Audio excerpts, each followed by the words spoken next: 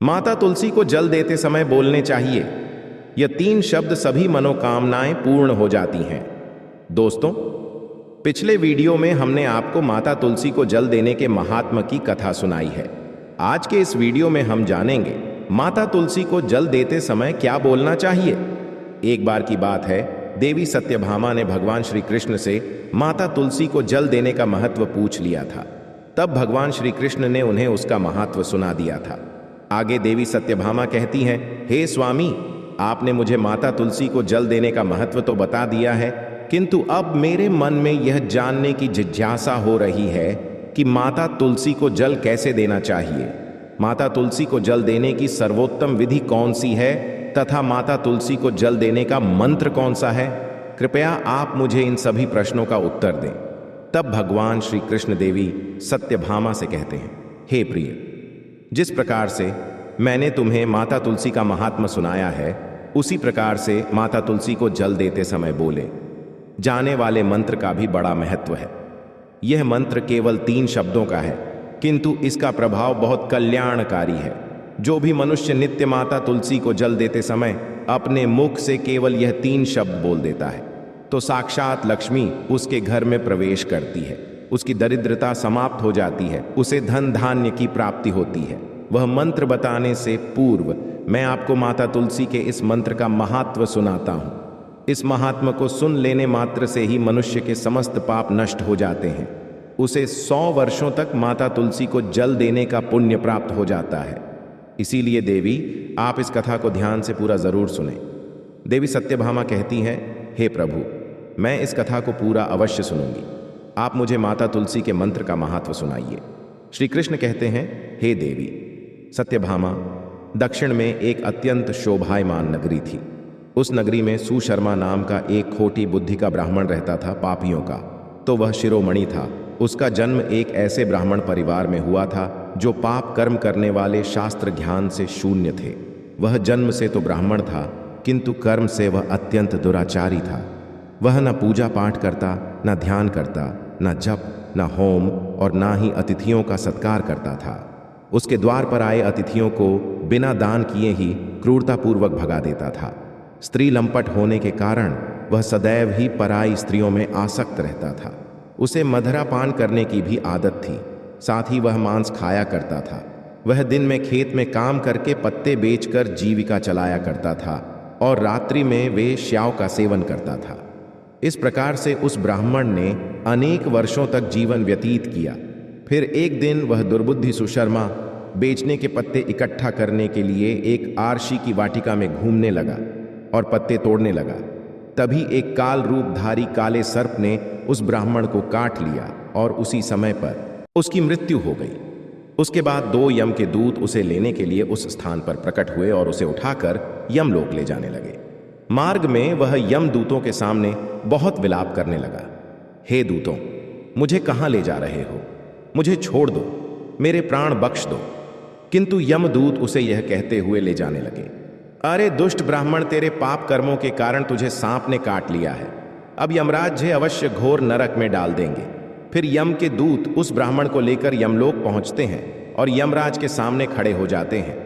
चित्रगुप्त उस ब्राह्मण का लेखा जोखा निकालते हैं और यमराज से कहते हैं, हे धर्मराज, इस ब्राह्मण ने बचपन से लेकर मृत्यु तक पाप ही पाप किया है। इसने कभी कोई पुण्य का काम नहीं किया है। फिर धर्मराज अपने दूतों से कहते हैं, हे दूतों, इस घोर पाप करने वाले ब्राह्मण को उठाकर ले जाओ और इसे नरक में डाल दो। फिर यम के दूत उस ब्राह्मण को ले जाते हैं और नरक की भयंकर अग्नि में धकेल देते हैं।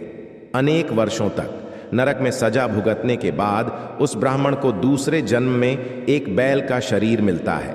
बैल का जन्म पाकर वह बोझ उठाने का काम करने लगा। उसका मालिक उससे दिन रात काम करवाने लगा। फिर जब उस बैल की शक्ति कम हुई तो उसके मालिक ने उसे एक लंगड़े आदमी को बेच दिया। उस लंगड़े आदमी ने उस बैल को खुद का बोझ उठाने के लिए उपयोग किया। वह उसकी पीठ पर बैठकर घुमा करता था। इस प्रकार से उस बैल ने 8 वर्ष तक उस लंगड़े आदमी का बोझ उठाया। फिर एक दिन वह लंगड़ा आदमी उस बैल की पीठ पर बैठकर किसी ऊंचे पर्वत पर जाने लगता है। उस पर्वत पर बहुत देर तक चढ़ने के कारण वह बैल बहुत थक गया। उसकी शक्ति क्षीण हो गई और कुछ समय बाद वह बैल बहुत जोर से मूर्छित होकर जमीन पर गिर पड़ा और अंतिम सांसें लेने लगा। तभी वहां पर खड़े लोगों को उस बैल पर बड़ी दया आ गई और वे उसके मुख में पानी डालने लगे। फिर उन लोगों में एक पुण्यात्मा व्यक्ति था। उसने उस बैल का कल्याण करने के लिए अपना पुण्य उस बैल को दे दिया। उसे देखकर अन्य लोगों ने भी अपना अपना पुण्य याद करके कुछ पुण्य उस बैल को दे दिया ताकि उसे मुक्ति मिल सके। उसी भीड़ में एक वेश्या भी खड़ी हुई थी। सभी लोग अपना पुण्य उस बैल को दे रहे थे। यह देखकर उस वेश्या ने भी अपना पुण्य ने उस बैल को दे दिया। कुछ देर बाद उस बैल की मृत्यु हो जाती है। फिर उस स्थान पर यमदूत आते हैं और उस बैल के शरीर से उस ब्राह्मण की आत्मा को निकालकर यमलोक ले जाते हैं। यमलोक ले जाने पर उसे यमराज के सामने खड़ा किया जाता है और फिर चित्रगुप्त उसका लेखा जोखा देखते हैं तो वे आश्चर्य में पड़ जाते हैं। उस वेश्या के द्वारा उस बैल को दिया हुआ पुण्य बहुत बड़ा होता है। उस पुण्य के प्रभाव से उसके सभी जन्मों के पाप नष्ट हो जाते हैं। फिर यमराज उस ब्राह्मण के सभी पाप क्षमा करते हैं और कहते हैं, हे ब्राह्मण, उस वेश्या ने तुझे अपना पुण्य देकर तुझ पर बड़ा उपकार किया है। केवल उसी के पुण्य के कारण तुम्हारे सब जन्मों के पाप नष्ट हो गए हैं और यमराज उसे फिर से मनुष्य जन्म प्रदान करते हैं। इस बार वह पृथ्वी पर आकर एक उत्तम ब्राह्मण कुल में जन्म लेता है। उस महापुण्य के प्रभाव से उसे इस नए जन्म में अपने पूर्व जन्म की बातें याद आने लगती है। जब वह ब्राह्मण बड़ा हो जाता है तो उसे याद आता है कि पिछले जन्म में जब वह बैल था तब एक वेश्या ने उसे उसका पुण्य दे दिया था। इसीलिए उसके मन में उस वेश्या के बारे में जानने की इच्छा होती है और उस महापुण्य के बारे में जानने के लिए उस वेश्या का पता लगाकर उसे ढूंढते हुए उसके नगर में चला जाता है। वह वेश्या अब बूढ़ी हो चुकी थी। फिर जब उसे वह वेश्या मिल जाती है तो वह उसके सामने जाकर उसे बार बार प्रणाम करता है और उस वेश्या का धन्यवाद करने लगता है। वह वेश्या कहने लगती है, हे ब्राह्मण श्रेष्ठ, आप कौन हैं और किस कारणवश आप मुझ वेश्या को धन्यवाद दे रहे हैं? मैंने आपका कौन सा कार्य किया है जो आप मुझे नमस्कार कर रहे हैं? तब वह ब्राह्मण कहता है, हे माता, मैं वही बैल हूं जिसे तुमने अपना पुण्य दे डाला था। अपने पाप कर्मों के कारण मुझे पिछले जन्म में बैल होना पड़ा था। उस पर्वत पर जब मैं मर रहा था तो तुमने मुझे अपना पुण्य दिया था। तुम्हारे पुण्य के प्रभाव से ही आज मुझे फिर से मनुष्य जन्म मिला है। तुम्हारे द्वारा दिए गए उसी पुण्य के कारण मुझे अपने पूर्व जन्म की सारी बातें याद हैं। किंतु हे माता, मैं आज यहाँ पर यह जानने के लिए आया हूँ कि तुमने मुझे उस समय पर अपना कौन सा पुण्य दिया था जिस कारण से मेरे सभी जन्मों के पाप नष्ट हो चुके हैं। मैं उस पुण्य के बारे में जानना चाहता। तब वेश्या ने कहा, हे ब्राह्मण श्रेष्ठ, मैंने तो अपने जीवन में कोई पुण्य के काम नहीं किए हैं, किंतु मेरे घर में एक तोता है जो पिंजरे में रहकर हमेशा कुछ बोलता रहता है, जिसे सुनकर मेरा अंतकरण पवित्र हो गया है। उसी तोते के द्वारा बोले गए मंत्र का पुण्य मैंने तुम्हें दान में दिया था। फिर वह वेश्या और वह ब्राह्मण उस तोते के पास जाते हैं और उसे पूछने लगते हैं, हे शुक, तुम कौन सा मंत्र बोलते रहते हो से हमारे जीवन का उद्धार हुआ है? ये मंत्र तुम्हें किसने सिखाया और इस मंत्र का क्या अर्थ होता है? तब उस तोते ने अपने पूर्व जन्म का वृतांत सुनाना आरंभ किया। वह तोता कहने लगा, हे ब्राह्मण श्रेष्ठ, पिछले जन्म में मैं एक ब्राह्मण था। मैं अपने ज्ञान के अहंकार में अंधा हो चुका था। मैंने कभी गुरुजनों का आदर नहीं किया, सदैव ही उनका अपमान किया। मुझे अपने ज्ञान पर इतना अधिक घमंड हो गया था कि जिस कारण से मेरे क्रोध बहुत अधिक बढ़ गए और मैं सभी से द्वेष करने लगा। अन्य मनुष्यों को तुच्छ समझने लगा। विद्वानों का भरी सभा में अपमान करने लगा। फिर कालांतर में मेरी मृत्यु हो गई और मुझे यमलोक ले जाया गया। पूज्य जनों और गुरुजनों का अपमान करने के कारण मुझे तोते के कुल में डाल दिया गया और मेरा जन्म एक तोते के रूप में हो गया। मेरे पाप कर्मों के कारण छोटी अवस्था में ही मेरा अपने माता पिता से वियोग हो गया। फिर मैं पेड़ की डाल पर बैठ रो रहा था तो उसी स्थान से कुछ मुनि जा रहे थे। उन्होंने मेरी दयनीय पुकार सुनी और मुझे लेकर अपने आश्रम में चले गए। वहाँ उस आश्रम पर उन्होंने मुझे एक सुंदर पिंजरे में रखा और मेरा अच्छी तरह से ख्याल रखा। वे मुझे नित्य भोजन दिया करते थे और पढ़ाते थे उस स्थान पर। वे आर्षि मुनि, उनकी स्त्रियां और बालक सभी नित्य माता तुलसी के पौधे को जल देते थे और उसके सामने एक मंत्र का जाप करते थे। उन्हीं के मुख मुख बार बार उस मंत्र को सुनकर मैंने उसे रट लिया और तभी से मैं उस मंत्र को जान गया हूँ और वही मंत्र में दिन रात बोलता हूँ। उस मंत्र के प्रभाव से मेरी कभी मृत्यु नहीं हुई और मेरी आयु 100 वर्ष की हो गई और मैं इतने वर्षों तक जीवित रहा। इसी बीच एक रात को एक चोर उस स्थान पर आ गया और उसने मुझे वहां से चुरा लिया और फिर इस वेश्या ने मुझे उस चोर से खरीद लिया। इस वेश्या के घर पर आने के बाद भी मैं उस मंत्र को बोलता रहता था, जिसे सुनकर इस वेश्या का मन भी पवित्र हो गया और इसने वेश्या का काम छोड़कर भगवान विष्णु की भक्ति करने लगी। उसी मंत्र के प्रभाव से मेरे पूर्व जन्मों के सभी पाप नष्ट हो गए और उसी मंत्र के प्रभाव से इस वेश्या का भी अंत तक पवित्र हो गया। हे ब्राह्मण देवता, उसी मंत्र के पुण्य से आप भी पाप मुक्त हो गए हैं। इस प्रकार से तोते ने उस ब्राह्मण को और उस वेश्या को सारा वृतांत सुना दिया, जिसे सुनकर वह ब्राह्मण और वेश्या दोनों ही अत्यंत प्रसन्न हुए और फिर वे दोनों ही नित्य माता तुलसी को जल देकर उस मंत्र का जाप करने लगे।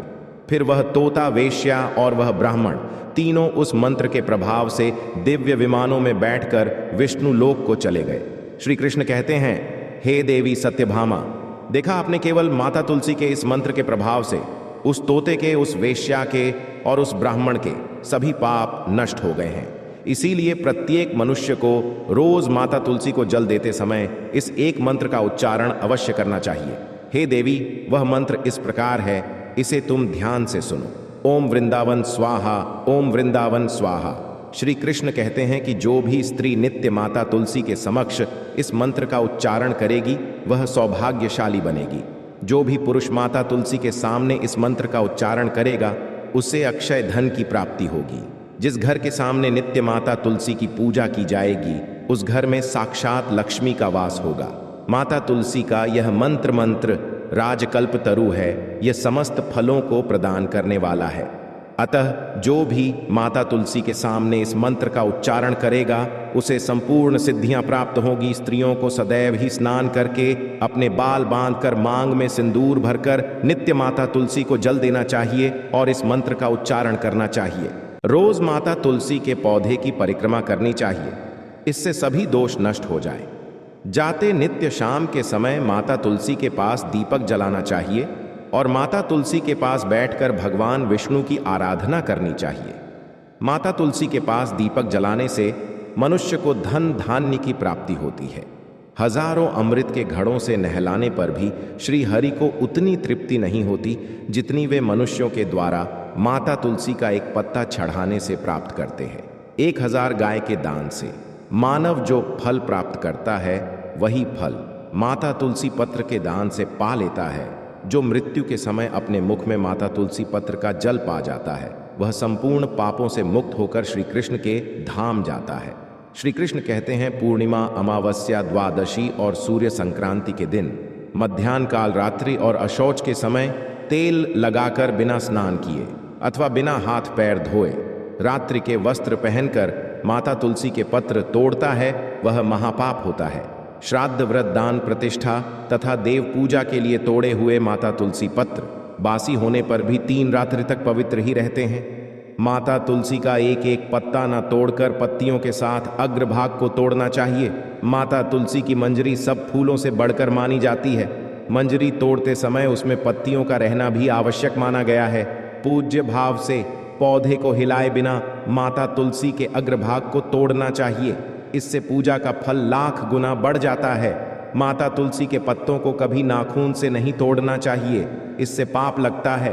रात्रि में माता तुलसी के पौधे को स्पर्श ना करें अथवा उसके पत्ते ना तोड़ें, ऐसा करना अशुभ माना गया है। रात्रि में माता तुलसी का पौधा निद्रा अवस्था में होता है, ऐसे में पत्ते तोड़ने पर पाप ही लगता है। गुरुवार के दिन माता तुलसी के पौधे में थोड़ा सा कच्चा दूध अर्पित करें। दूध चढ़ाते समय ओम नमो भगवते वासुदेवाय इस मंत्र का जाप अवश्य करना चाहिए। माता तुलसी के पौधे के पास शालिग्राम रखें और उस पर तिल चढ़ाए पूजा में। माता तुलसी और शालिग्राम को दूध में भीगी हल्दी का तिलक अवश्य करें।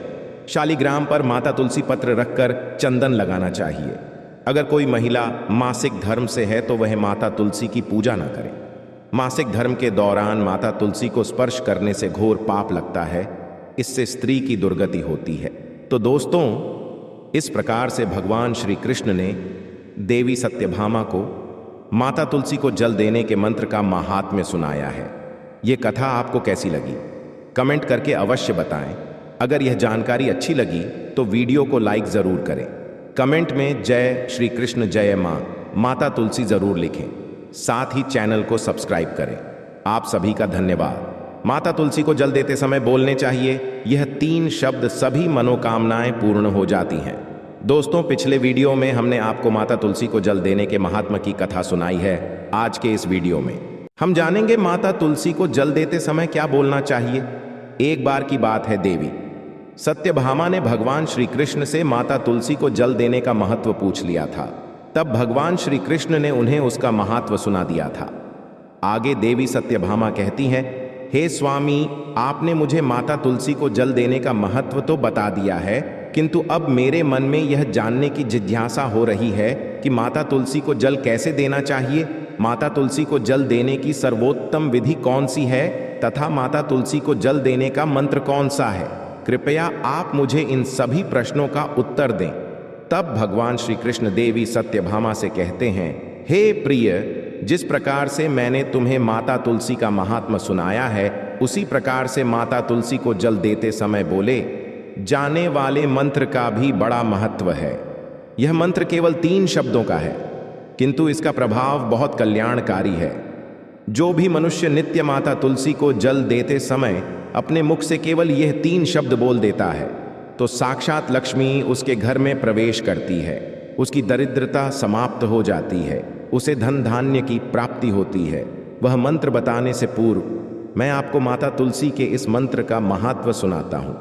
इस महात्म को सुन लेने मात्र से ही मनुष्य के समस्त पाप नष्ट हो जाते हैं।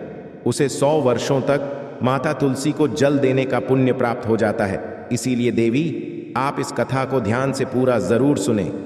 देवी सत्यभामा कहती हैं, हे प्रभु, मैं इस कथा को पूरा अवश्य सुनूंगी। आप मुझे माता तुलसी के मंत्र का महात्व सुनाइए। श्री कृष्ण कहते हैं, हे देवी सत्यभामा, दक्षिण में एक अत्यंत शोभायमान नगरी थी। उस नगरी में सुशर्मा नाम का एक खोटी बुद्धि का ब्राह्मण रहता था, पापियों का। तो वह शिरोमणि था। उसका जन्म एक ऐसे ब्राह्मण परिवार में हुआ था जो पाप कर्म करने वाले शास्त्र ज्ञान से शून्य थे। वह जन्म से तो ब्राह्मण था, किंतु कर्म से वह अत्यंत दुराचारी था। वह ना पूजा पाठ करता, ना ध्यान करता, ना जप, ना होम और ना ही अतिथियों का सत्कार करता था। उसके द्वार पर आए अतिथियों को बिना दान किए ही क्रूरता पूर्वक भगा देता था। स्त्री लंपट होने के कारण वह सदैव ही पराई स्त्रियों में आसक्त रहता था। उसे मदिरा पान करने की भी आदत थी। साथ ही वह मांस खाया करता था। वह दिन में खेत में काम करके पत्ते बेचकर जीविका चलाया करता था और रात्रि में वेश्याओं का सेवन करता था। इस प्रकार से उस ब्राह्मण ने अनेक वर्षों तक जीवन व्यतीत किया। फिर एक दिन वह दुर्बुद्धि सुशर्मा बेचने के लिए पत्ते इकट्ठा करने के लिए एक आरशी की वाटिका में घूमने लगा और पत्ते तोड़ने लगा। तभी एक काल रूपधारी काले सर्प ने उस ब्राह्मण को काट लिया और उसी समय पर उसकी मृत्यु हो गई। उसके बाद 2 यम के दूत उसे लेने के लिए उस स्थान पर प्रकट हुए और उसे उठाकर यमलोक ले जाने लगे।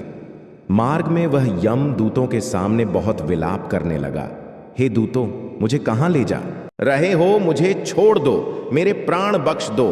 किंतु यमदूत उसे यह कहते हुए ले जाने लगे, अरे दुष्ट ब्राह्मण, तेरे पाप कर्मों के कारण तुझे सांप ने काट लिया है।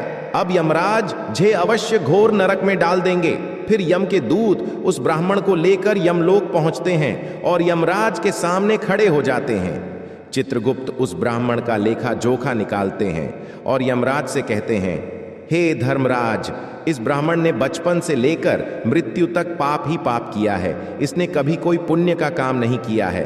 फिर धर्मराज अपने दूतों से कहते हैं, हे दूतों, इस घोर पाप करने वाले ब्राह्मण को उठाकर ले जाओ और इसे नरक में डाल दो। फिर यम के दूत उस ब्राह्मण को ले जाते हैं और नरक की भयंकर अग्नि में धकेल देते हैं। अनेक वर्षों तक नरक में सजा भुगतने के बाद उस ब्राह्मण को दूसरे जन्म में एक बैल का शरीर मिलता है। बैल का जन्म पाकर वह बोझ उठाने का काम करने लगा। उसका मालिक उससे दिन रात काम करवाने लगा।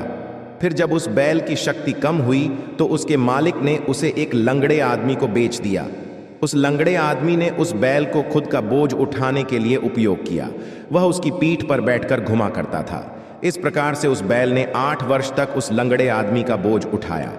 फिर एक दिन वह लंगड़ा आदमी उस बैल की पीठ पर बैठकर किसी ऊंचे पर्वत पर जाने लगता है। उस पर्वत पर बहुत देर तक चढ़ने के कारण वह बैल बहुत थक गया। उसकी शक्ति क्षीण हो गई और कुछ समय बाद वह बैल बहुत जोर से मूर्छित होकर जमीन पर गिर पड़ा और अंतिम सांसें लेने लगा। तभी वहां पर खड़े लोगों को उस बैल पर बड़ी दया आ गई और वे उसके मुख में पानी डालने लगे। फिर उन लोगों में एक पुण्यात्मा व्यक्ति था। उसने उस बैल का कल्याण करने के लिए अपना पुण्य उस बैल को दे दिया। उसे देखकर अन्य लोगों ने भी अपना अपना पुण्य याद करके कुछ पुण्य उस बैल को दे दिया ताकि उसे मुक्ति मिल सके। उसी भीड़ में एक वेश्या भी खड़ी हुई थी। सभी लोग अपना पुण्य उस बैल को दे रहे थे। यह देखकर उस वेश्या ने भी अपना पुण्य ने उस बैल को दे दिया। कुछ देर बाद उस बैल की मृत्यु हो जाती है। दोस्तों, इस प्रकार से भगवान श्री कृष्ण ने देवी सत्यभामा को माता तुलसी को जल देने के मंत्र का महात्म्य सुनाया है। यह कथा आपको कैसी लगी कमेंट करके अवश्य बताएं। अगर यह जानकारी अच्छी लगी तो वीडियो को लाइक जरूर करें। कमेंट में जय श्री कृष्ण जय माता तुलसी जरूर लिखें। साथ ही चैनल को सब्सक्राइब करें। आप सभी का धन्यवाद।